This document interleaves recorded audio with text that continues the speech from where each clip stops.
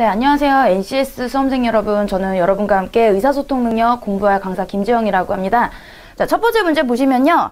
다음 기사를 읽고 주어진 질문에 알맞은 답을 고르시오 하고 문제 2개가 연결이 되어 있습니다. 자, 이럴 때는요, 문제를 먼저 확인을 하시고 내가 어떤 방식으로 읽어야 되겠다 분명히 먼저 생각을 해주셔야 됩니다. 자, 건강일보가 하나 나왔고요. 문제 2개를 보시면 첫 번째는 위 기사에 어울리는 주제, 두 번째 문제는 청렴도 평가 1등급을 받기 위한 노력이 아닌 것입니다. 그러면 읽다가 우리 1등급을 받기 위한 노력 나오면 뒤에 문제 먼저 푸시고 주제는 다 읽고 가장 핵심적인 전체 내용 찾으시면 되겠죠. 자, 그럼 한번 읽어보도록 하겠습니다. 국민건강보험공단이 국민권익위원회가 주관하는 2015년 공공기관 청렴도 평가에서 종합청렴도 8.80점을 받아 직원 2,300명 이상 공공기관이 소속된 공직 유관단체 1형 21개 기관 중 매우 우수기관으로 선정되었다. 자, 이렇게 신문의 첫 머리는요, 내가 있었던 일, 실제 일어났던 사건을 약술해 주는 겁니다. 그러니까 이 사실 내용, 우수기관으로 선정되었다, 요게 말하고 싶은 신문 기사겠죠. 국민건강보험공단은 외부 고객이 평가하는 외부 청렴도에서 지난해 8.87점 2등급보다 0.26점 상승한 이렇게 맞았고요. 자, 그래서 점수 나와서 결국에 이달랑 역시 조직 내외로 청렴도가 상승한 것으로 나타났다. 바로 이것도 구체화 시켜준 내용이죠. 공단은 청렴도 평가 1등급 매우 우수기관 달성을 위해서, 자, 요게 바로 두 번째 연결된 문제였죠. 청렴성을 향상하고자 꾸준한 노력을 했는데, 자, 어떤 게 있는지 확인을 할게요. 대외적으로는 지역사회, 시민단체, 소비자단체들은 교류를 통해서 공단 서비스에 대한 문제점을 지속적으로 청취하여 이를 적극적으로 개선하였고, 자, 그럼 그거 어디 있는지 한번 확인해 볼게요. 바로 첫 번째, 소비자와 시민들의 의견을 적극 반영해서 얘기했다라는 게 바로 이 부분이겠죠. 지속적으로 청취해서 개선하려고 했다는 점. 자, 계속 보시면 대내적으로는 지사 직원과의 소통을 통하여 현장 중심의 청렴 문화를 확산시키도록 찾아가는 청렴 컨설팅을 확대 실시하였다. 자, 요거 몇 번에 있는지 봤더니 네, 컨설팅 얘기 3번에 나와 있었죠. 내부적인 청렴 문화 확산을 위해서요. 자, 계속 보시면 또한 부패 유발 요인을 사전에 제거하기 위하여 익명 신고 시스템을 활성화하고 청렴 감찰제를 강화했으며, 자, 이것도 한번 볼게요. 신고 시스템 청렴 감찰제 보시면 네, 바로 2번에 해당이 되는 내용이네요. 그 다음에 올해 제정된 청탁 금지법 시행에 선제적으로 대응하기 위한 형사 고발 기준을 강화했다. 5번에 형사 고발 기준 바로 보이죠? 그러니까 안 나온 거 4번 우리 한 문제 풀었습니다. 자, 마지막 단락 보시면 이런 과정에서 대구지역본부는 전 지사에 대해 자, 이런 실태 점검을 하고요. 여러 가지 실행을 해서 결국 마지막에도 똑같은 얘기, 공단의 매우 우수기관 달성에 기여하였다. 자, 그러니까 전부 다 얘기하는 게 뭐예요? 네, 국민건강보험공단이 청렴도가 높다라는 기사였습니다. 자, 그러니까 주제 바로 2번에 선정되었다. 요 얘기가 되겠죠. 자, 다음 문제 보시면 조사 중에 종류가 다른 것은 무엇인가 하는 겁니다. 자, 조사는요, 크게 격조사, 자, 격조사라고 하는 거는 우리 누구누구가 이라는 뭐 주격조사, 아니면 목적어를 나타내는 을을 목적격 조사, 어디에서에게 이런 식으로 얘기하는 부사격 조사, 그 다음에 서술격 조사이다. 이런 것들이 전부 다 격조사입니다. 그 다음에 복격 조사도 있죠. 보어를 만들어주는. 자, 그 다음에 있는 것이 보조사입니다. 보조사는요, 조사에 붙어서 의미를 더해주거나 의미를 더하거나 한정해주는 이런 것들을 보조사라고 하죠. 자, 그 다음에 접속조사가 있습니다. 접속조사는 말 그대로 앞뒤 단어를 연결해주는 뭐뭐와 뭐 뭐뭐랑 이런 것들, 이런 걸 접속조사라고 그래요. 자, 그럼 보도록 할게요. 나는 밥만 있으면 돼. 자, 이거는 밥만이라는 단독의 의미를 가지고 있는 보조사죠. 자, 그렇게 누워있는 너야말로, 자, 이거는 너야말로 한정을 의미하는 보조사 되겠습니다. 어머니는 빵은 싫어하지만 케이크는 좋아하셨다. 이것은 그렇지만 저것은 그렇다. 자, 대조를 나타내는 보조사죠. 자, 형은 항상 도서관에서 공부를 한다. 자, 형이 공부를 한다인데 어디에서요? 도서관에서 한다. 바로 부사를 보여주는 부사격 조사가 되겠네요. 자, 4번은 격조사니까 체크하시면 되겠고요. 자, 5번에 소어기는 집마다, 자, 균일하게 누구나 가지고 있다라는 보조사의 의미로 쓰였습니다. 자, 다음은 국민건강보험의 채용 유의사항이다. 어법에 맞지 않는 것. 자, 그러면 한번 문장 보도록 하겠습니다. 각 단계별이라고 나왔어요. 우리가 흔히 잘못 사용하는 경우가 많은데요. 각이라는 것은 각각의 개별의라는 의미예요. 그런데 여기 다음 단어에 단계별이라고 같은 의미의 단어가 중복이 되어 있죠. 이런 의미 중복 없도록 확인을 하시기 바랍니다. 그래서 1번 맞는 얘기네요. 자, 2번, 3번은 명사형으로 만들어주는 미음, 바로 명사형 접사가 되겠죠. 4번 같은 경우 입사, 지원, 시, 뭐뭐 할 때라는 의미를 가졌기 때문에 띄어쓰기 하는 의존명사 되겠고요. 자, 5번째 다시 한 번. 자, 무조건 뒤에 단위가 붙은 거는 띄어 써줘야 되는 관형어로 사용이 됐죠. 그래서 답은 1번이 틀린 게 되겠네요. 노인 장기 요양보험에 대한 기사와 그것을 읽고 나눈 대화입니다. 기사 내용을 잘못 이해한 사람은 누구인가? 라고 했습니다. 자, 그럼 기사 내용이 쭉 있고요. 그 부분에 해당하는 것만 찾아가지고 거꾸로 보도록 할게요. 자, 대화하는 거 한번 보도록 하겠습니다. 정민은 생애 주기별 맞춤형 복지정책으로 건강보험에 가입한 사람과 가족들이 노인 장기 요양보험의 혜택을 받을 수 있게 되었대.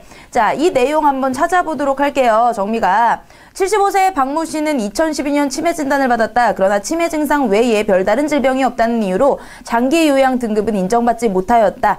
요양시설에 가자니 금전적 부담이 커서 노인복지관 무료 서비스를 이용했지만 점차 치매 증상이 악화되며 그마저도 어려워졌다. 그러다 2014년 여름 정기요양 치매 5등급이 신설되면서 올해부터는 요 보호센터를 이렇게 이용을 하고 있답니다. 뭐 이런 다양한 치료 프로그램을 통해 증세가 호전된 박 씨는 보호센터를 통해서 자 이렇게 가족의 건강이 좋아져 부담을 덜게 되었다고 말했고요. 그동안 노인의 이런 사각지대에 놓였던 가벼운 치매 노인까지 수급 범위에 포함시킨 결과라고 합니다. 이처럼 자 여기 나오죠. 생애주기별 맞춤형 복지정책으로 도입된 노인장기 요양보험의 활용 방향을 알아보기로 한다. 자 그러니까 이런 가입 보험의 혜택을 받을 수 있게 된 사례를 제시하면서 여기서 정미가 얘기한 부분 바로 발췌할 수 있겠습니다.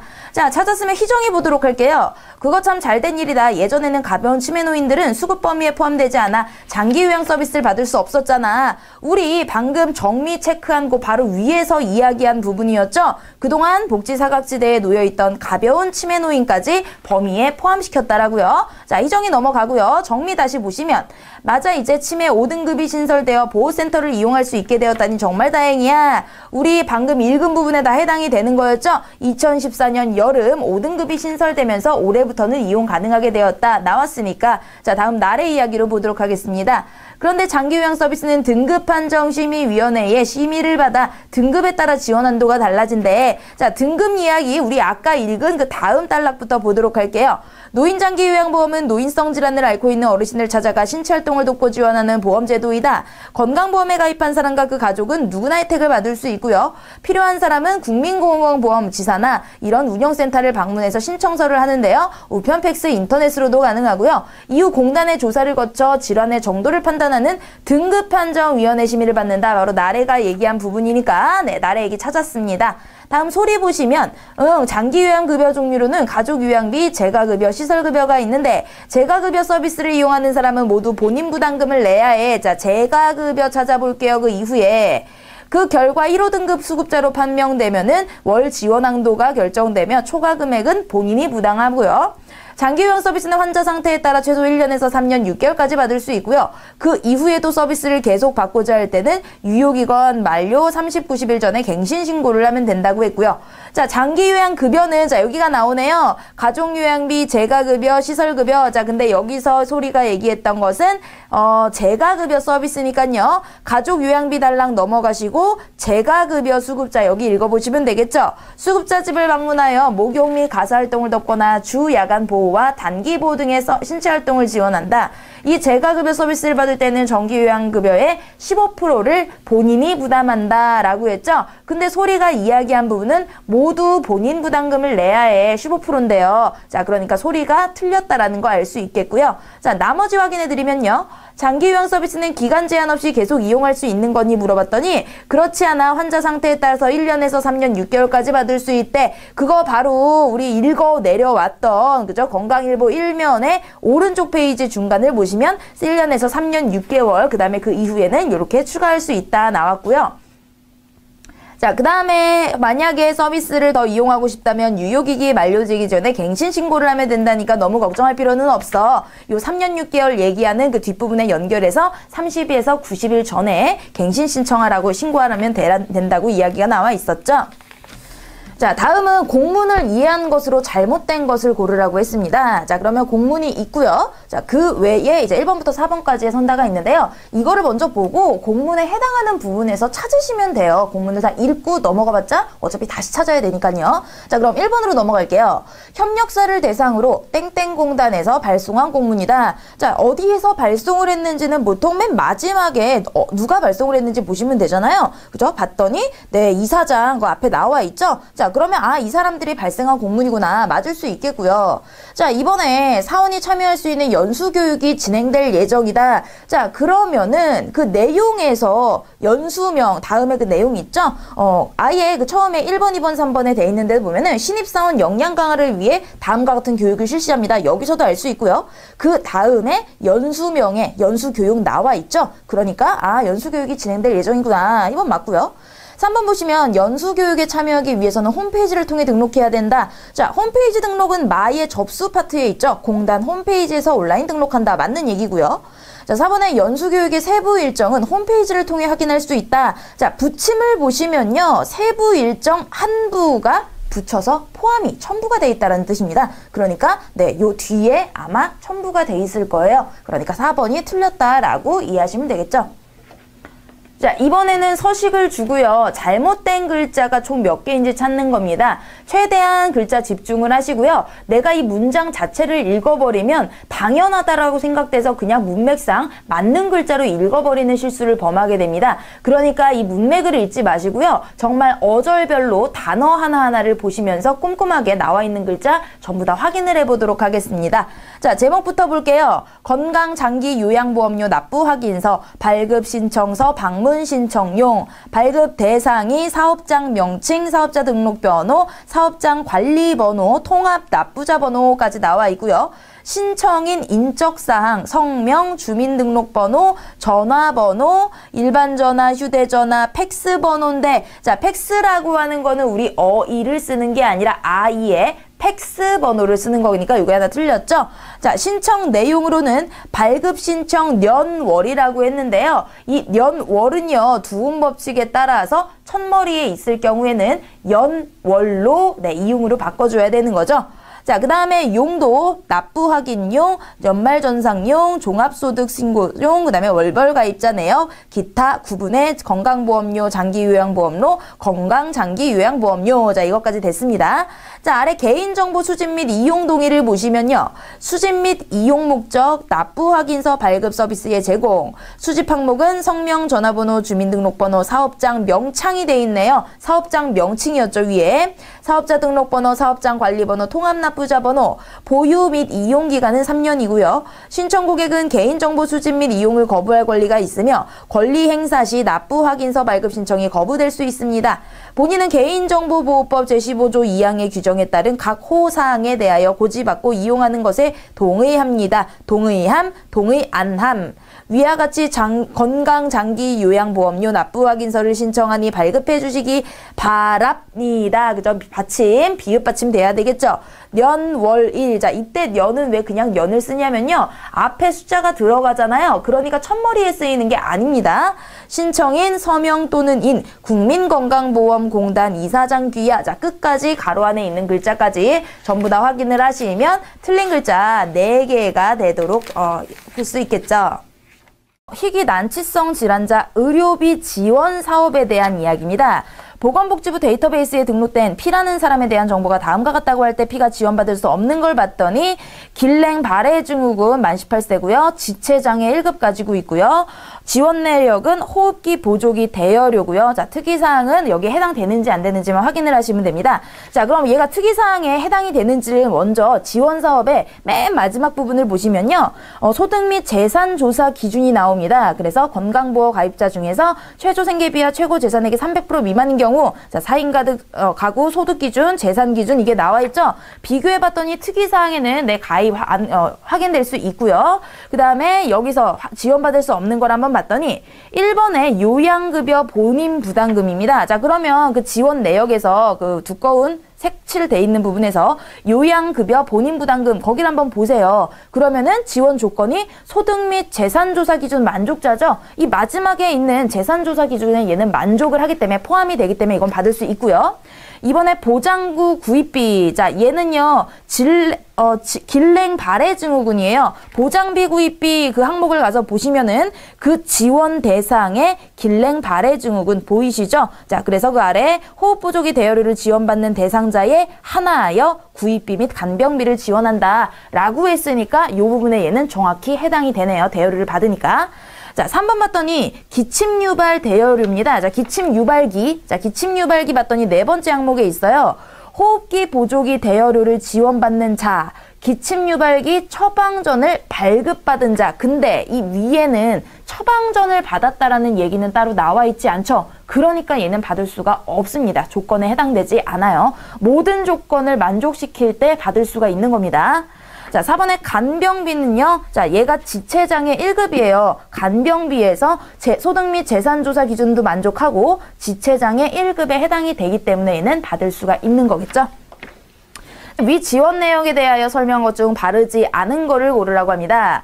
1번 뮤코다 다항증 환자의 경우 호흡 부족이 대여료를 매월 60만 원 내에서 지원받을 수 있다. 자, 그러면 뮤코다 다항증 이야기가 어디 있는지 한번 살펴보시면요. 호흡 부족이잖아요. 그럼 호흡 부족이 항목에서 자, 세 번째 항목에서 여기에 뮤코다 다항증 확인이 되는지 한번 볼게요. 자, 뮤코다 다항증은요. 보장구 구입비에 이미 들어가 있어요. 자, 그리고 여기에 추가하여 뭐라 그랬죠? 보장구 구입비 지원 대상 질환 외에 여기 나와 있는 건 그 외에 추가되는 3개의 질병이 플러스된 겁니다. 그러니까 기본적으로 보장구 구입비 지원 대상에 들어가 있으면 받을 수 있다라는 얘기죠. 그러니까 아, 지원 대상에 해당이 되는구나. 그러니까 얘는 네, 가능한 거죠. 소득 및 재산 등의 지원 조건을 만족한다면 장애인으로 등록된 부신 백질 디스트로피 환자는 소모품 수령 확인서를 제출할 경우 매월 10만 원 이내에 선에서 기본 소모품을 그리고 30만 원의 간병비를 지원받을 수 있다. 자, 이것도 한번 확인해 볼게요. 부신 백질 디스트로피 환자요. 자, 그게 어디 있는지 봤더니 이것도 보장구 구입비부터 들어갔네요. 그리고 얘는 소모품 수령서를 제출할 경우에 기본 소모품, 간병비. 자, 기본 소모품, 간병비 여기는 기본 소모품에는 해당이 되죠. 보장구 구입비. 그 다음에 간병비도 확인을 해봤더니 아, 여기에 지원 대상에 보장구 구입비 지원 대상 질환 외에 추가가 된 게 이만큼이니까 기본적으로 이 사람은 가능하다라는 거죠. 네, 그러니까 얘도 네, 가능하네요. 자, 3번 보시면 소득 및 재산조사 기준을 만족한다면 만성 신부전으로 신장장애 2급 판정을 받은 투석 환자의 경우 처방전에 의해 복막관류액 및 자동 복막 투석 소모성 재료를 요양기관에서 구입 및 사용한 금액을 요양비로 지원받을 수 있다. 자, 그러면 이번에 이 만성 신부전 한번 보도록 할게요. 자, 만성 신부전이 어디 있는지 봤더니 만성 신부전. 자, 찾아볼까요? 신체장애 2급. 이거는 2급의 투석 환자. 네, 첫 번째 있네요. 그죠? 만성 신부전 요양비. 그죠? 첫 번째 나와 있으니까요. 투석 중인 환자로 신체장애 2급을 받은 자. 그러니까 얘는 해당이 되는 건데요. 자, 얘를 봤더니요. 그 지원 범위가요. 처방전에 의해 복막관류 및 자동복막 투석 소모성 재료를 요양기관 외의, 자, 여기가 틀렸죠? 요양기관 이외의 의약품 판매업소에서 구입 사용한 금액을 지원해준다라는 얘기입니다. 근데 얘는 3번은 보기에서 소모성 재료를 요양기관에서 구입한 경우를 이야기하고 있어요. 그러니까 요게 바르지 않았네요. 자, 4번도 확인해 볼게요. 희귀 난치성 질환자 의료비 지원 사업은 134종의 질환자를 대상으로 하며 지원 조건을 만족할 시 네, 이렇게 해당해서 본인 부담금을 지원받을 수 있다라고 했습니다. 자, 이거는 맨 처음에 부담금 이야기를 할 때 134종 질환자가 지원 대상이고 소득 및 재산조사 기준을 만족하는 경우에 네, 해당 질환과 이런 요양급여에 대한 본인 부담금이 첫 번째 지원 내역에 나와 있는 거겠죠. 그래서 신청 방법도 위에 나와 있으니까 네, 모든 거를 만족을 하네요.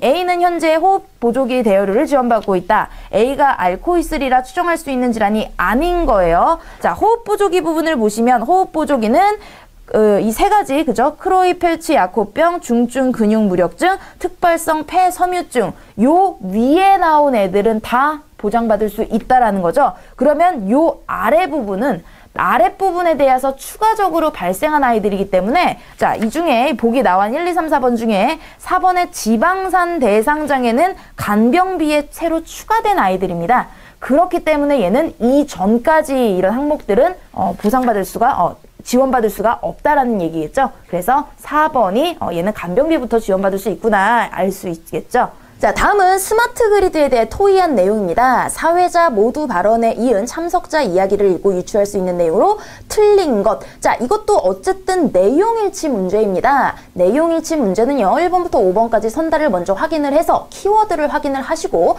우리가 읽다가 바로바로 그 키워드와 관련된 얘기가 나오면 선달에서 찾으시면은 먼저 우리가 틀린 답 찾아낼 수도 있고, 그죠? 끝까지 읽지 않아도 되겠죠?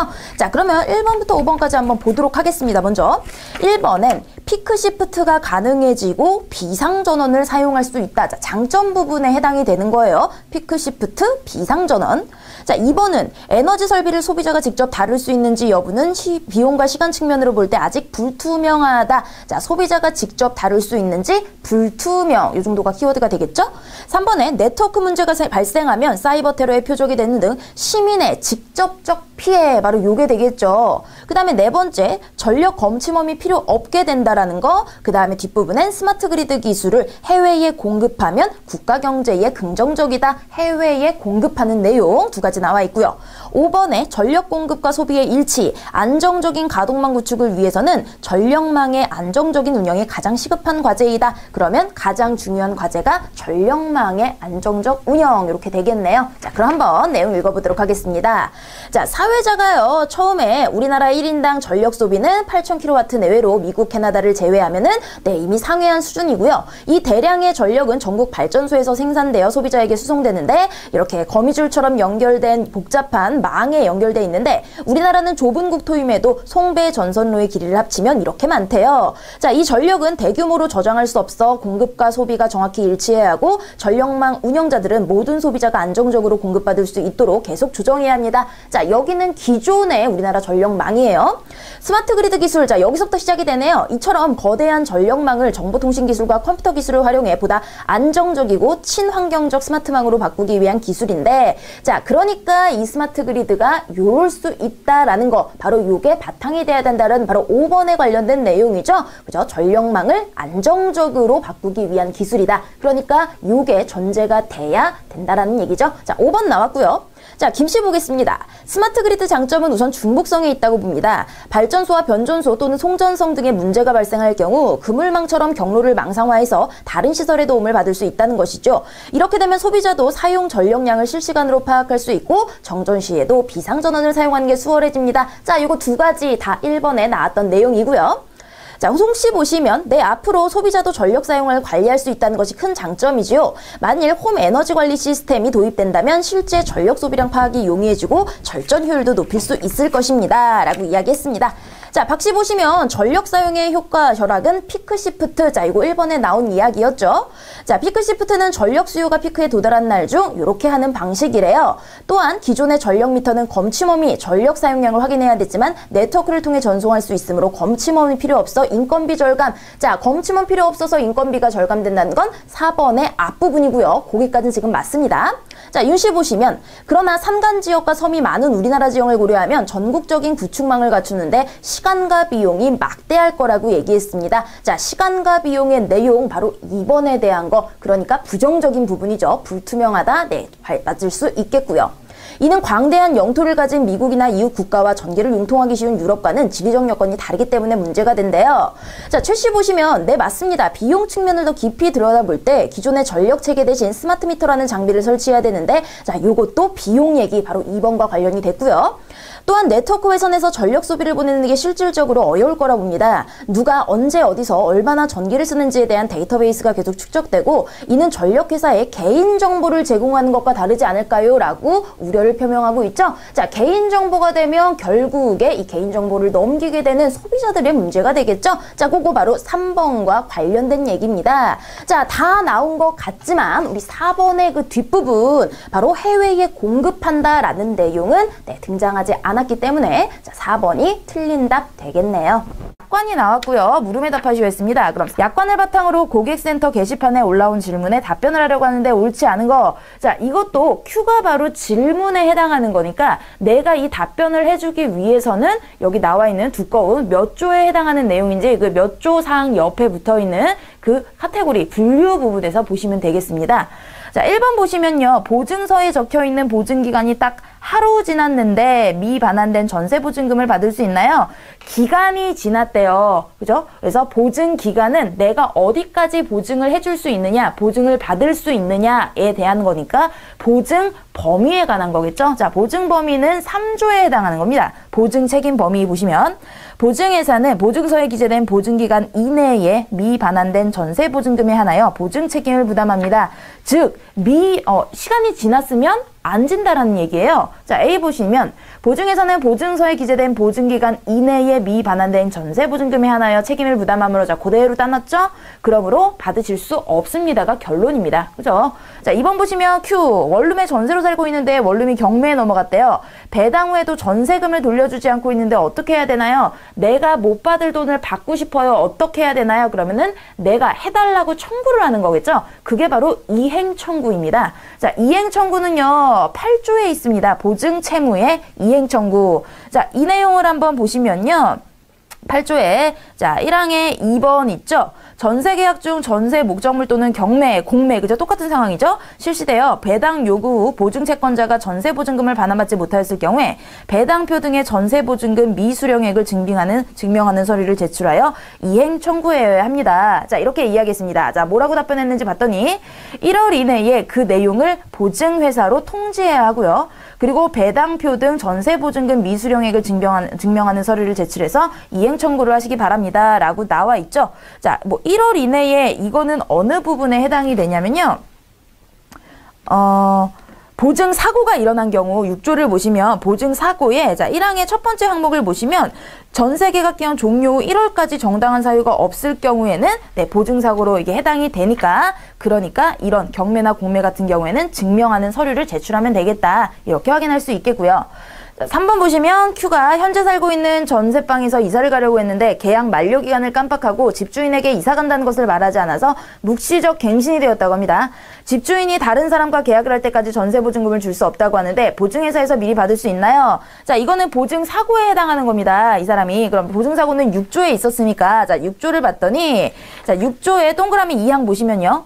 1항 1호의 보증사고에 있어서는 전세계약 기간이 갱신, 자, 묵시적 갱신을 포함하는 이런 되지 않은 경우에 하나인데요. 그러니까 갱신되지 않은 경우만 보증사고로 인정이 되는 겁니다. 그러니까 이거는 묵시적 갱신이든 그렇지 않듯이 보증사고로 인정이 안 되는 거죠. 그러니까 회사가 보증 책임을 부담하지 않는다라는 답변이 적절하게 된 겁니다. 자, 4번 보시면요. 다시 Q. 보증채권자는 언제까지 보증회사의 보증책임 이행을 청구할 수 있나요? 언제까지라고 하는 거는 기간의 문제겠죠? 자, 이행 청구할 수 있나요니까 이행 청구 8조에 해당하는 거예요. 자, 그럼 8조에서 언제까지가 나온 게 사망에 보시면요. 보증채권자는 보증사고일로부터 2월 이내에 보증회사의 보증의 이행을 청구하여야 합니다. 라고 했어요. 근데 대답을 보증사고일로부터 1월 이내에 라고 이야기했습니다. 이거는 2월 이내로 고쳐주셔야 되겠죠? 4번이 틀렸구나 알 수 있죠? 4, 5조에서 잘못된 글자, 자 이거는 빠르게 집중력만 요해서 여러분이 몇 개인지 찾으시면 되겠습니다. 자 4조와 5조 읽을 텐데요. 가로 안에 있는 거 그 다음에 끝까지 꼼꼼하게 읽으시면서 찾아보도록 할게요. 자 4조 보증 조건의 변경. 주 채무자 및 보증 채권자는 보증회사로부터 서면에 의한 동의를 받는 거죠. 자, 하나 나왔네요. 동의를 받지 아니하고는 보증 조건을 변경할 수 없습니다. 보증 조건의 변경은 보증회사가 변경사항을 주 채무자 및 보증 채권자에게 서면으로 알리거나 보증서의 보증 조건을 정정하여 재교부 다시 했다라는 거예요. 고쳐서 다시 한 경우죠. 그러니까 정정하여 재교부한 경우에만 성립합니다. 자, 5조는 통지 의무입니다. 1항 주채무자 또는 보증채권자는 다음 각 호에 어느 하나에 해당하는 사유가 발생한 경우에는 1월 이내에 서면으로 그 내용을 보증회사에 알려준다라는 의미죠. 통지 틀렸고요. 통지하여야 합니다. 자, 1번 주채무자 또는 보증채권자가 변경되었을 때, 주채무자, 보증채권자, 연대보증인의 주소가 변경되었을 때, 경공매의 개시결정을 통보받았을 때, 보증사고가 발생했을 때, 보증사고 사유가 해소되었을 때, 전세계약이라고 나왔죠. 전세계약이 종료되었을 때, 기타 보증회사의 보증채무에 영향을 미치는 사항이 발생하였을 때, 자, 2항은 보증회사는 주채무자 또는 보증채권자가 정당한 사유 없이 제1항의 통지를 지연하거나 하지 않음으로써 증가된 채무는 부담하지 아니합니다가 돼야 되겠네요. 이렇게 5개가 틀렸구나. 그래서 답 4번 되겠습니다.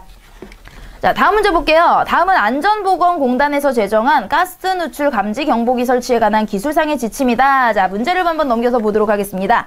세 문제가 같이 연결이 되어 있네요. 다음 중 A부터 D 중에 가스 누출 감지 경보기를 적절한 곳에 설치하지 않은 사람은, 자, 그러면 우리 적절한 곳, 설치 장소, 설치 위치 이런 항목들을 찾아야 돼요. 자, 항목 찾아봤더니 제목 옆에 가로 안에 있죠? 4조와 5조 부분에서 우리가 확인을 해보면 된다라는 뜻입니다.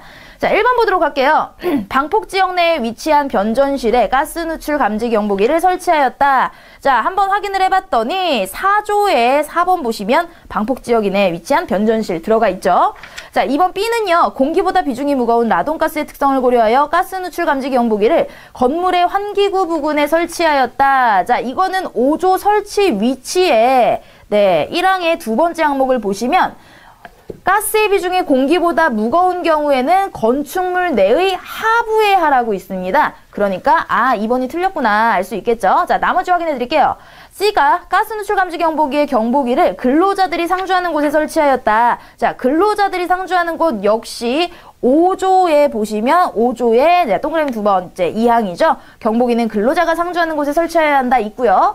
D도 보시면 건물 밖에 설치된 가연성 및 독성 물질을 취급하는 압축기 주변에 가스 누출 감지 경보기를 설치하였다. 자, 설치 장소 4조 보시면 1항에 건축물 내외에 설치되어 있는 가연성 및 독성 물질을 취급하는 압축기 밸브 나와 있죠. 자, 그러니까 맞는 게 되겠습니다. 자, 그 다음 문제는 다음 중 가스 누출 감지 경보기의 성능이 의심되는 경우, 자, 성능이 몇 조에 있는지 쭉 확인을 해봤더니 7조에 성능과 관련된 부분이 있네요. 자, 1번에 등유의 증발가스가 누출되었음에도 불구하고 독성가스 누출 감지 경보기의 경보가 울리지 않았다. 자, 7조 성능의 1항을 보시면요. 여기 두 번째 줄에 등유의 증발가스, 배기가스, 탄화수소계 가스와 그 밖의 가스에는 경보가 울리지 않아야 한다. 나와 있죠? 제대로 됐네요. 자, 이번에 독성가스를 감지하는 경보기는 0에서 허용 농도의 3배 값의 범위에 눈금을 가지고 있었다. 자, 이거 글자 나온 거 보시면 이거 역시 7조에 4번에 있네요. 지식의 눈금의 범위는 가연성 가스용은 0에서 폭발 한계값, 독성 가스는 요 부분이죠. 0에서 허용 농도의 3배 값이어야 한다라고 나와 있으니까 이것도 맞는 거고요. 자, 3번에 경보 발신 후 곧바로 조치를 취할 수 없는 상황이라 그대로 두었더니 가스 농도의 변화에 따라 저절로 경보가 정지되었다. 자, 이거는요. 5번을 보시면 7조의 5번을 보시면 경보를 발신한 후에는 가스 농도가 변화해도 계속 경보를 울려야 하며 라고 나와 있습니다. 그러니까 잘못된 거죠. 계속 울려야 한다라는 거고요. 자, 네 번째 확인할게요. 일산화탄소를 감지하는 가스 누출 감지 경보기를 설치하였는데 경보 농도의 1.6배인 상태에서 30초 이내로 경보가 울리지 않았다. 자, 그거는 7조에 2번을 보시면 나와 있네요. 그죠? 가스 누출 감지 경보기의 가스 감지에서 경보 발신까지 걸리는 시간은 경보 농도의 1.6배인 경우 보통 30초 이내일 것. 다만 여기 뒤에 부분 나오죠? 암모니아, 일산화탄소 또는 유사한 가스 등을 감지하는 누출 감지 경보기는 1분 이내로 한다라고 나와 있으니까 3번이 의심이 되는 경우입니다. 자, 그 다음 문제, 다음 중 가스 누출 감지 경보기가 갖추어야 할 구조에 대한 설명으로 옳지 않은 거. 자, 이 구조 문제 8조에 있죠? 자, 8조 보고 확인을 해보도록 하겠습니다. 자, 1번. 가스에 접촉하는 부분은 내식성 재료나 충분히 부식 방지 처리가 된 재료를 사용하며 그 외 부분은 도장이나 도금 처리가 양호한 재료를 사용한다. 자, 8조의 2항을 보시면 똑같이 있고요. 2번에 경보는 램프의 점등 또는 전멸 방식을 사용하거나 경보가 울리는 방식을 사용해야 한다. 자, 이거는 8조의 5항을 보시면요. 경보는 램프의 점등 또는 전멸과 동시에 경보를 울려야 한다고 했습니다. 근데 이건 또는이라고 나와 있으니까 분명히 다른 의미예요. 2번이 틀렸고요. 3번에 가연성 가스의 누출 감지 경보기는 방폭 성능을 갖춘 것이어야 한다라고 했습니다. 그래서 이 방폭 성능도 3번에 나와 있고요. 그 다음에 충분한 강도여야 하며 취급과 정비가 쉬워야 한다는 첫 번째 문항에 있네요. 네, 다음 문제 보시면 도로교통공단에서 제공하고 있는 자동차의 관리 점검과 관련한 차량 고장과 뭐 이런 조치, 지침서래요. 자, 이것도 문제 3개 한번 문제를 보고 해당 항목 찾아보면서 문제를 풀도록 하겠습니다. 자, A는 자가용을 이용해 부산으로 출장을 가는 도중 핸들을 돌릴 때마다 삑 하는 이상한 소리가 들려서 이상이 있음을 감지하였구나. 자, 그러면 이상한 소리 부분에서 찾으면 되겠죠? 자, 굵은 글씨로 이상한 소리가 날 때 첫 번째 있습니다. 그죠? 자, 첫 번째에서 자, 삑 하는 소리가 어딨냐면요. 동그라미 4번째 봤더니 이렇게 삑 하는 소리가 날 때는 스티어링 기어, 조향 기어 박스나 핸들에 결함이 발생한 것이므로 수리를 받는다. 이게 답입니다. 그러면 여기에 해당되는 거 2번에 조향 기어 박스의 결함이다. 바로 쉽게 찾을 수가 있겠죠. 자, 다음 문제 넘어가면요. W차량 정비소에서 일하는 C는 오전에 총 4대의 차를 수리했는데 이 중에 한 대가 제대로 수리되지 않아 다시 점검 요청이 들어왔다. 고장 상태와 수리 내용이 다음과 같다고 할 때 잘못 수리된 차는 자, 이것도 하나하나 고장 원인을 비교를 해보면 되겠죠. 주행 시 좌우로 기우뚱거리는 A차 뒷타이어 펑크로 인한 것으로 타이어를 고쳐야 했다. 자, 그러면 주행 시 좌우로 뒤뚱거린다. 자, 이거 보시면요. 중간쯤에, 그죠? 핸들이 한쪽으로 쏠릴 때, 뭐 이런 거겠죠? 자, 봤더니, 한쪽 타이어에서 공기가 새거나 휠 얼라이먼트가 불량이고, 타이어의 펑크도 원인이 된다. 이때는 공기를 주입하거나 새 타이어로 교환해야 한다. 그래서 타이어를 교체했답니다. 자, 두 번째, 시동이 걸리지 않는 B차. 플러그를 뽑아보니 검게 그을러져 있어 와이어 브러쉬로 닦아주었다. 자, 시동이 걸리지 않았을 때, 자, 이것도 찾아봤더니, 자, 세 번째 세모네요. 자, 세 번째 세모의 첫 번째 동그라미 보시면요. 경보기를 눌러보고 소리가 작으면 배터리가 약한 것이므로 배터리 확인하고요. 전기가 나갔으면 케이블 지원받아 엔진 시동을 충분히 충전한 다음 출발하고 플러그를 빼보아 검게 그을려 있으면 와이어 브러쉬로 깨끗이 닦아주며 라고 나와 있는 부분이니까 네, 제대로 했네요. 그 다음에 C를 봤더니 브레이크 라이닝이 닳아서 자, 발 언저리에서 끼익 소리가 났답니다. 자, 이것도 이상한 소리 첫 번째 항목에서 찾으면 되겠죠? 네, 첫 번째 동그라미에 있네요. 끼익 소리가 나는 건 브레이크 라이닝이 닳아서 그러므로 라이닝을 교체한다. 그래서 제대로 교환했고요. D차는요. 전구 퓨즈에 이상이 없어 퓨즈 박스를 열어보니 퓨즈가 끊어져 있어서 테이프로 끊어진 퓨즈를 연결하여 수리하였다. 자, 이거 퓨즈 박스를 열어보는 부분인데요. 자, 퓨즈 박스 얘기는 전조등이 켜지지 않았을 때, 그죠? 전조등이 켜지지 않는 D차니까, 네, 전조등이 켜지지 않았을 때 세모를 찾으시고요. 거기 두 번째 동그라미 보시면요. 전구에 이상이 없을 경우 퓨즈 박스를 살펴보고, 퓨즈가 끊어졌으면 퓨즈 뽑개로 끊어진 부를 뽑아내고 같은 규격의 예비 퓨즈로 갈아 끼운다. 예비 퓨즈가 없으면은 같은 용량의 퓨즈를 빼서 대신 끼워도 된다라고 했는데, 얘는 어떻게 했어요? 테이프로 끊어진 퓨즈를 연결해서 수리했대요. 예비 퓨즈를 사용을 해야 되겠죠? 그래서 D차가 잘못 수리된 차량이겠습니다. 자, 그럼 다음 문제 보도록 할게요. B는 출근을 하기 위해 차에 시동을 걸었는데 계기판 충전 경고 등에 불이 켜진 것을 발견하였다. 이때 상황에 대하여 B가 취할 행동으로 옳은 것은 자, 이거 역시 확인을 해볼게요. 계기판 충전 경고등에 들어왔을 때입니다. 자, 충전 경고등 들어왔을 때 항목 가면 되겠죠? 충전 경고등이 들어오면은요, 얼터네이터에서 축전지로 충전이 안 된다는 뜻으로 펜벨트가 끊어지거나 얼터네이터 자체에 이상이 생긴 것이다 해서 펜벨트가 끊어졌을 때는 네, 이렇게 하고 펜벨트가 늘어졌을 때는 뭐 이렇게 하라고 얘기를 했어요. 자, 1번을 보시면 엔진 시동을 끄고 4, 5분 정도 기다린 후 엔진 오일량, 이거는 엔진 오일 등이 켜졌을 때겠죠? 이번에 펜벨트를 살펴보고 끊어졌다면 폐타이어 튜브 고무줄을 한 겹으로 조여서 여기 끊어졌을 때 2겹으로 해서 단단히 조여 묶는다 나왔으니까 틀렸고요.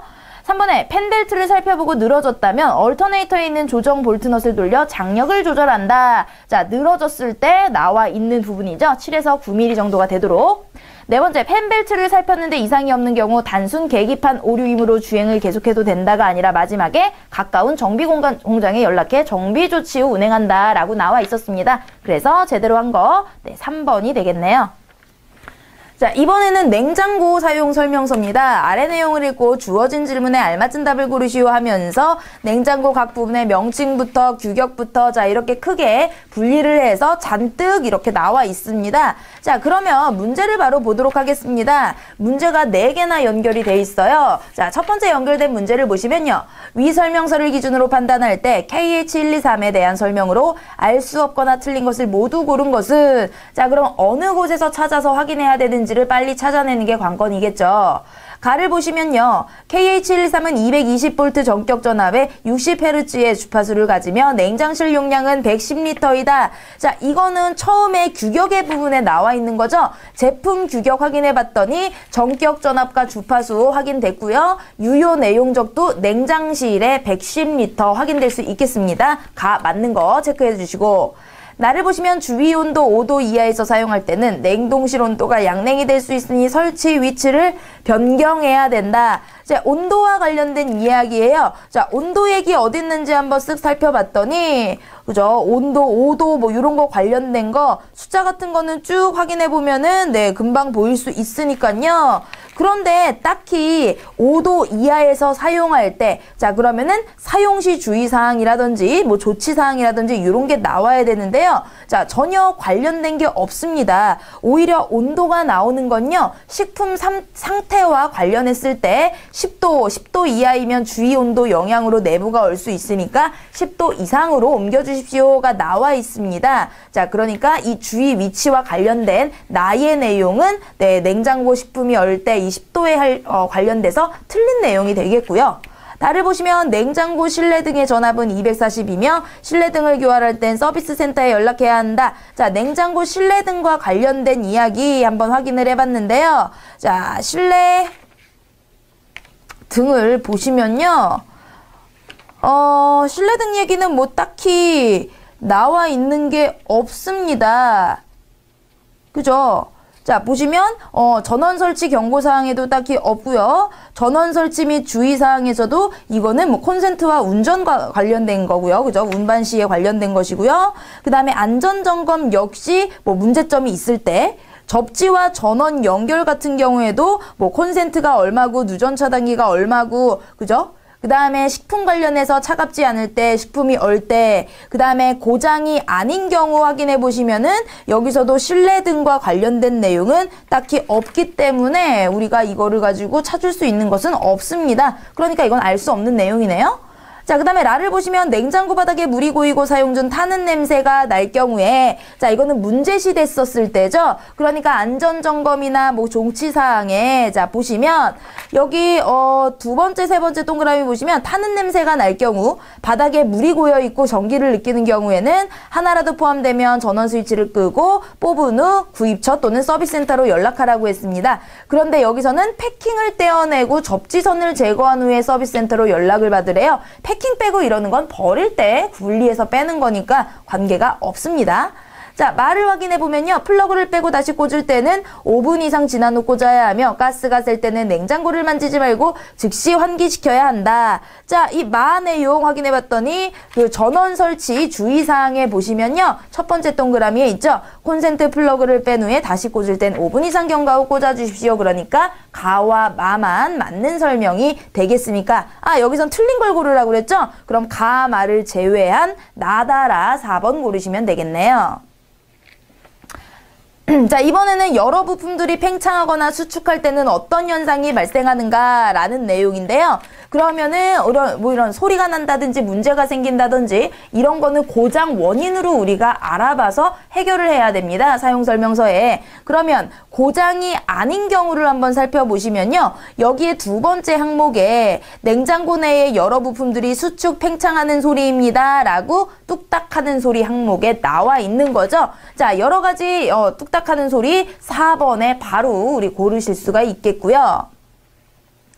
다음 문제 보시면 냉장고 식품이 차갑지 않을 때 체크할 게 아닌 거. 자, 그럼 식품 관련 상황을 보시면요. 자, 냉장고 식품이 차갑지 않을 때라는 항목이 있죠. 자, 여기에 해당하지 않는 겁니다. 자, 전열기 위치, 그 다음에 냉장고 주변 간격, 식품을 냉각기 주변에 준 것은 아닌지 확인하고요. 냉장고 내 저장된 식품의 양을 확인한다. 자, 여기에 나오지 않은 거 3번은 나오지 않았죠. 이거는 냉장고 식품이 얼 때 이야기에 해당이 되는 거죠. 그러니까 3번 고르시면 되겠습니다. 자, 연결된 문제 보시면 KH123 냉장고에 대한 설명이에요. 자, 이거 역시 앞에서 확인하면서 진행을 할게요. 1번에 KH123 냉장고는 가로 450, 세로 1200, 깊이 555의 규격을 지니며 35kg 무게가 나간다. 자, 이거는 규격이니까 제품 규격 초반 부분에 보시면 네, 바로 보이죠? 외형 치수와 무게 정확합니다. 이번에 냉장고를 처분할 때는 패킹을 떼어내고 어린이가 노는 곳에 버리지 말아야 한다. 자, 이거는 버릴 경우의 이야기니까요. 냉장고를 버릴 때, 자, 바로 우리 제품 규격 아래에 전원 설치 및 사용 시 경고사항의 4번째 동그라미 있죠? 버릴 때는 패킹을 떼어버리고 어린이 노는 곳에 버려두지 마십시오. 그대로 들어있습니다. 자, 그 다음에 3번은 접지 단자 얘기예요. 그러면 접지 단자는 그 왼쪽 페이지 맨 아랫부분에 있죠.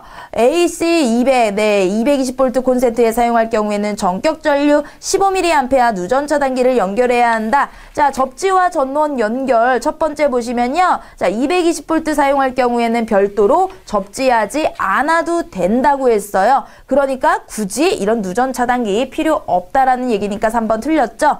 4번에 장마철 냉장고에 이슬이 맺힐 경우엔 마른 헝겊이나 수건으로 닦아주면 좋다. 자, 냉장고에 이슬이 맺힐 때, 자, 고장이 아닌 경우에 두 번째 파트에 거기 이슬이 맺힐 때 보이시죠? 설치 장소의 습도가 높거나 장마철에 고온다습한 날씨가 계속될 때 이슬이 맺힐 수 있으므로 마른 헝겊이나 수건으로 닦아주십시오. 이렇게 확인이 됐습니다.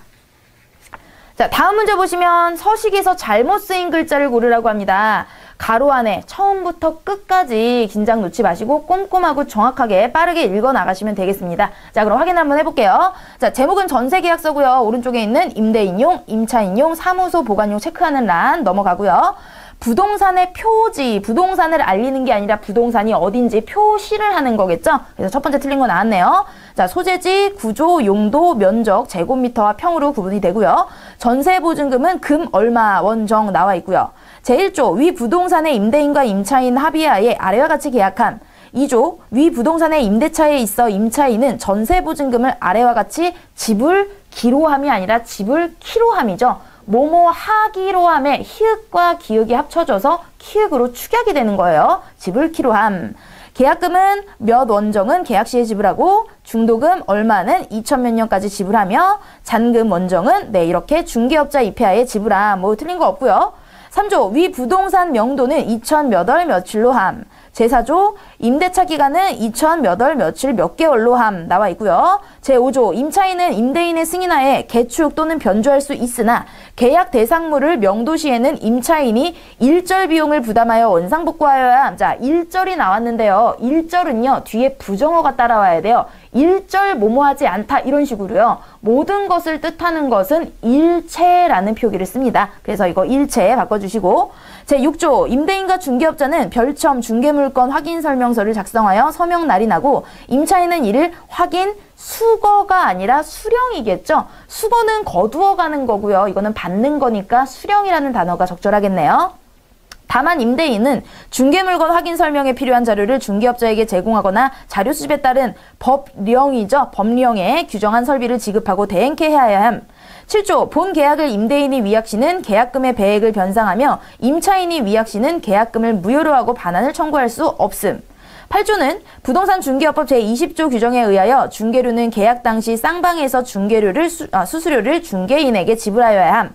위 계약 조건을 확실히, 자, 이건 정확히 보이죠? 하고 후질에 증하기 위하여 본 계약서를 작성하고 각 한 통씩 보관한다. 2000몇 년 월 1일. 임대인 주소, 주민등록번호, 전화번호, 성명인. 임차인도요. 주소, 주민등록번호, 전화번호, 성명인. 중개업자도 주소, 상호, 전화번호, 허가번호라고 돼 있죠? 허가번호까지 확인을 하시면 7개가 되겠습니다. 다음은 사원들이 아래 신문 기사를 읽은 후 나눈 대화이다. 대화 흐름상 괄호안에 들어갈 말. 자, 이렇게 대화 흐름이 있으면요. 이 대화 내에서 신문 내용을 유추할 수 있으니까요. 이 긴 글을 굳이 읽지 않으셔도 된다라는 거 말씀드리면서 자, 우리는 이 아래 대화 내용만 보고 문제를 풀어보도록 할게요. 소연이가 신기하다. 치매가 예술을 탄생시킨 하나의 촉매가 된 거네 다름없네. 자, 치매라고 하는 게 예술을 탄생시킨 촉매라고 긍정적인 반응을 보이고 있죠. 그러니까 이런 내용인가 봐요.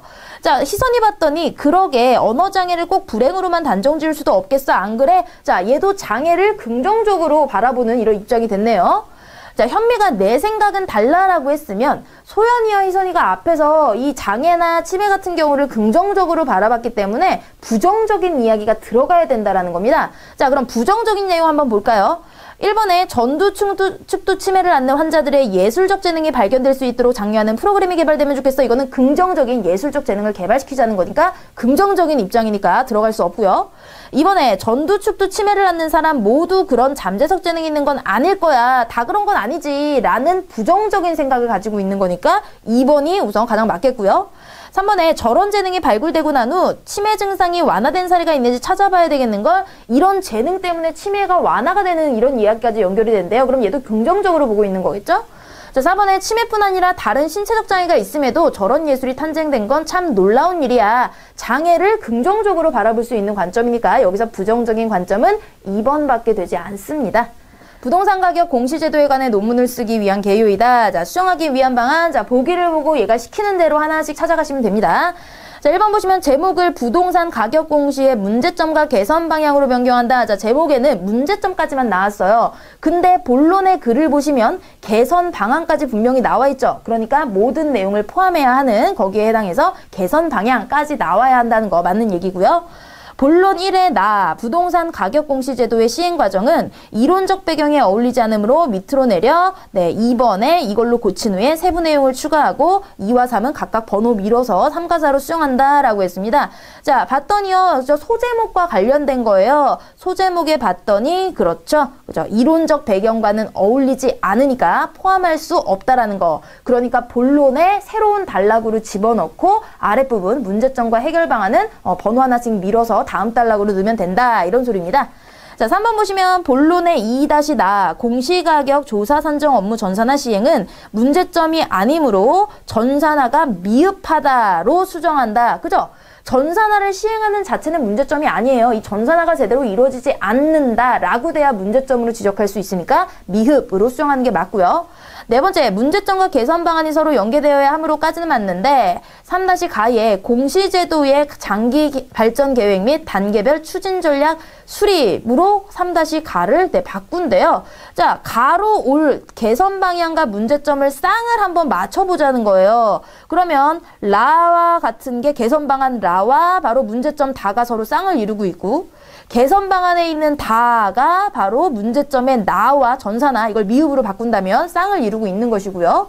그다음에 개선 방안의 나가 제도적 지원이니까 문제점의 고비용 구조 이게 제도가 문제점이다 라고 쌍을 이룰 수가 있는데요. 개선 방안 가에 남은 공시제도의 장기 발전 계획 및 단계별 추진 전략 수립에 대해서는 문제점으로 올 쌍이 없습니다. 그죠? 그러니까 이게 여기 있으면 안 되는 것이고요. 또 총체적인 내용이기 때문에 이거는 오히려 결론 부분과 어울리겠죠. 그러니까 이게 바로 4번이 잘못된 거겠네요.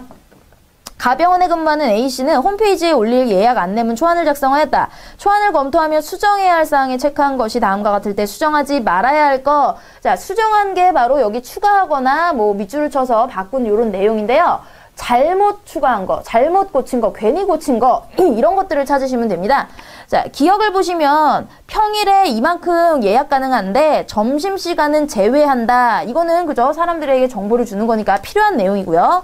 니은을 보시면 전화로 예약 후 진료를 받으시기 바랍니다를 직접 내원하여래요. 왜 그러냐면 그 바로 위에 문장을 보시면요. 당일 예약은 어려우며 주치의의 진료 시간에 맞추어 2-3일 전에 예약하셔야 한다고 분명히 나왔어요. 그랬는데 당일 진료를 원하실 때 전화로 예약을 하랍니다. 그죠? 직접 당일 예약은 불가능하다고 나왔으니까 직접 내원하시라라고 수정을 해주는 게 좋겠고요. 그 다음에 디귿을 보시면 디귿이 접수 취소에 관한 내용을 추가한다. 자, 방문 예약을 이렇게 할 수 있으면 예약이 가능합니다 했는데 접수를 취소할 경우도 당연히 들어가줘야 예약과 취소 두 가지가 다 들어갈 수 있으니까 가능한 내용이고요. 리을을 보시면 예약을 하신 분은 반드시 접수할 때 접수 창구에 말씀해 주셔야 합니다를 온라인 예약 항목으로 이동하래요. 예약을 하신 분은 모든 사람에게 해당이 되는 건데 이거를 굳이 온라인 예약 항목으로 이동을 하면 오히려 범위가 좁아지는 결과를 가져오게 되는 거죠. 그러니까 이거는 그대로 있어야 되는데 괜히 밑줄을 쳐놓은 부분이 되겠습니다. 그래서 4번이 틀린 부분 체크할 수 있겠고요. 임플란트 수술 후에 병원으로부터 이런 주의사항을 전달받았는데 자, 올바르게 행동한 거 보시면 되겠습니다. 자, 1번 보시면 A씨는 거즈를 너무 세게 물어서 임플란트에 과도한 힘이 가해져 좋지 않을 것 같다는 생각에 1시간이 지난 후에 거즈를 뺐다. 자, 1번 보시면 2시간 동안 물고 있어야 한다라고 반드시 나왔죠. 그러니까 이거 잘못한 거고요. 그 다음에 코에서 피가 계속 많이 났지만 A는 코를 풀지 않고 흐르는 피만 닦아내었다. 자, 1번 얘기는요, 보기 1번에서 나왔어요. 그러면 다음 걸로 넘어가셔도 됩니다. 자, 2번 보시면은 2번에 나오죠. 피가 계속하면 치과로 연락해야 되는데, 연락 안 했어요. 피만 닦아냈대요. 자, 3번 보시면 A씨는 하루 3번 아침 7시, 오후 3시, 밤 11시에 야식을 먹은 후 약을 먹었다. 자, 그 다음에 3번 보시면 약을 3번 8시간 간격으로 먹는 것이 좋다고 그랬는데 얘 8시간 간격으로 잘 했네요. 그러니까 3번이 네, 옳은 거고요. 4번에 A씨는 수술 다음날 수술 부위 붓기를 가라앉히기 위해 찜질방에 갔다. 자, 5번에 찜질방 사우나 당분간 3, 4일 동안 피하라고 그랬는데 갔으니까 이것도 잘못된 행동이죠. 자, 이런 거에 1번, 2번, 3번, 4번, 5번 이렇게 나와 있는 경우는요. 대부분 100%라고 말씀드리기는 어렵지만 대부분 위에서부터 차례대로 순서대로 나오는 경우가 많고요. 1번 문항에서 나온 얘기를 또 1번에서 같은 보기를 주면서 나오진 않기 때문에요. 1번 나왔으면 2번, 3번 이렇게 차근차근 읽어보시면서 서로 쌍을 맞춰보시면 되겠습니다. 자, 넘어가셔서요. 다음 글을 읽고 수정한 것으로 옳지 않은 거. 자, 이거 수정 문제도요. 보기 보고 거꾸로 찾아 나가도록 하겠습니다. 1번에 기역의 밑줄친 문장과 니은의 밑줄친 문장의 위치를 서로 바꾼다. 자, 그럼 기역과 니은 한번 볼게요. 기역은 2011년에 이렇게 됐고, 네, 니은은 2008년, 2010년이 나왔네요. 이거는 당연히 시간 순서대로 먼저 온 게 먼저 와야 되니까 니은 기역순 제대로 고쳤네요. 이번에 디귿의 밑줄친 문장을 리을의 위치로 이동시킨다. 자, 디귿의 내용을 봤더니요. 한국은 유럽 챔피언 몬테그로, 네덜란드, 프랑스, 콩고, 도미니카 공화국을 상대로 생존 경쟁을 벌여야 한다라는 얘기입니다. 앞문장이요. 명예회복을 벼르고 있다고. 디귿의 뒤에 문장이 대한핸드볼협회는 이런 8강으로 잡고 이런 16강 진출이 이러하고 이렇게 나와 있죠. 그러니까 당연히 리을 위치를 한번 볼게요. 자, 리을 봤더니 쉽지 않은 행보가 예상된다와 연결이 돼야 됩니다. 그러니까 우리의 목표는 이렇게 16강 진출인데 한국은 이러이러한 좋은 나라들을 상대로 경쟁을 벌여야 하니까 결코 쉽지 않은 행보가 예상된다. 이렇게 연결되는 게 자연스럽겠죠. 그러니까 이것도 맞게 고친 거고요. 미음의 위치에 있는 또 하나의 과제는 신구조화다 라는 문장을 추가한답니다. 자, 미음 봤더니 미음의 바로 앞에 첫 번째 과제이다 라고 실력 차이를 줄이는 게 첫 번째 과제가 나왔어요. 그리고 뒤에 임감동 얘기는 또 뭐냐면요. 새로운 공격 수비 조합을 만들어가고 있다. 즉 이거는 어떻게 보면은 첫 번째가 실력 차이를 줄이는 거, 두 번째가 공격 수비 조합을 다양하게 만들어가는 두 번째 해결 방안에 해당이 되는 겁니다. 그러니까 이 두 번째 해결 방안을 또 하나의 과제는 이라는 문장을 추가해서 이야기하면 좋겠구나. 자, 그 다음에 4번에 비읍의 밑줄친 문장은 또한 문장의 통일성을 해침으로 삭제한다. 자, 대표팀은 오늘 27일 노르웨이로 떠나 노르웨이, 러시아, 네덜란드가 참가하는 4개국 친선대회를 통해 경기력을 끌어올린 뒤 4달 초 결선지인 세르비아에 입성한다. 자, 이거는요, 이 전체적인 내용을 정리하면서 연결되는 내용이잖아요. 같은 내용이 연결되는 거니까 이거는 삭제하는 게 아니라 그냥 내버려둬서 우리 대표팀이 앞으로 이런 과정을 거칠 것이다 라는 이야기를 하고 있으니까요. 괜히 고친 부분이 되겠죠. 4번이 틀린 내용이겠습니다. 자, 그래서 여기까지 우리 의사소통 능력에 대해서 같이 문제를 풀어봤는데요. 이거는 어떻게 보시면 시간을 주면 전부 다 푸실 수 있는 내용이니까요. 조금 요령껏 빠르게 문제 푸실 수 있는 방법을 여러분들이 조금 훈련을 해나가셨으면 좋겠습니다. 자, 모두 시험 공부하시는 분들 좋은 결과 있으시길 바라겠고요. 저는 여기서 인사드리겠습니다.